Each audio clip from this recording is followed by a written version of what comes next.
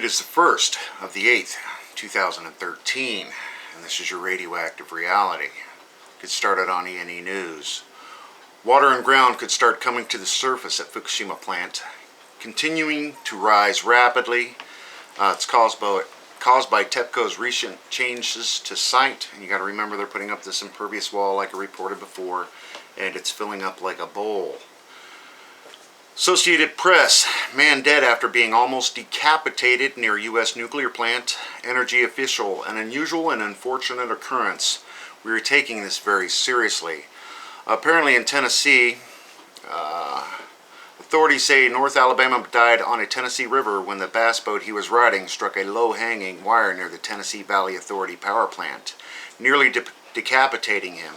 Officials state crews were performing work on the line near the TVA's Browns Ferry nuclear plant, and apparently they were putting up a new line, and somebody forgot to put up some safety measures, and this guy just rode his boat right through and clotheslined him.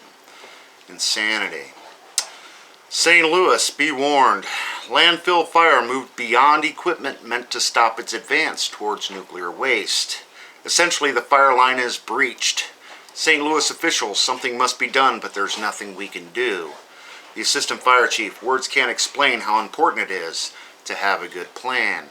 And again, this fire marches on towards, and they filled a bunch of uranium and nuclear waste in this landfill back when they were making bombs out there and stuff.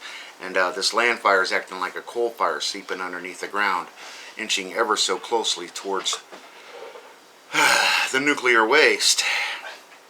Grave situation as highly radioactive mystery steam and water are released into ground, sea, and air from Fukushima plant.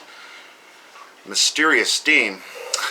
Tepco's entire focus should be to prevent contamination from escaping. Appallingly shoddy handling, glaring ineptitude. And again, we have 3 very large nuclear reactors that have melted through containment. The corium is through and into the environment and leaching directly into the Pacific Ocean and the environment around. There's really not a lot they can do about it, but these stories just keep going on and on like they got it under control, folks. Don't worry. Water storage nightmare. Bolts on Fukushima tanks will corrode in just a few years. Plant workers reveal, quote, Tepco says it doesn't know how long the tanks will hold.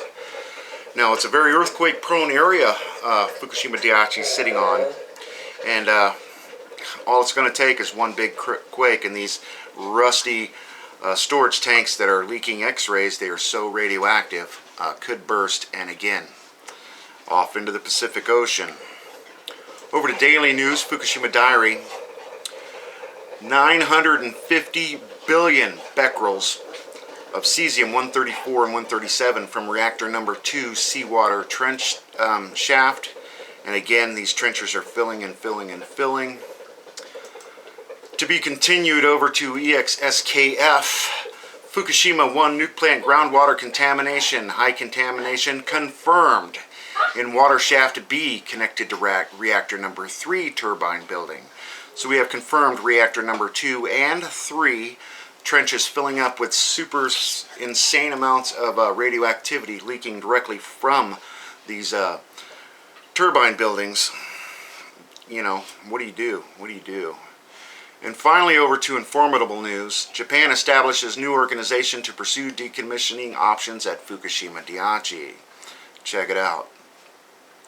In what may be later recognized as the first step to removing Tepco as the organization in charge of decommissioning the crippled Fukushima Daiichi nuclear power plant, Japan has taken action to establish an organization called the International Research Institute for Nuclear Decommissioning, under which public and private sector parties in Japan can research and debate decommissioning options at Fukushima Daiichi. More wine and cheese parties. The Research Institute will be formed by over 500 experts from 17 parties, include national research institutes, utilities, and manufacturers. One of the focus of the organization will be to develop remote-controlled robots will be needed to work in areas with high radiation levels to remove the melted nuclear fuel. Another area of focus will be the prevention of the escape of contaminated water into the Pacific Ocean. So they're going to look into it. That's about all I have for you today. Of course, if I left anything out, please attach your comments or videos below. Enjoy while you can, everybody. Thanks.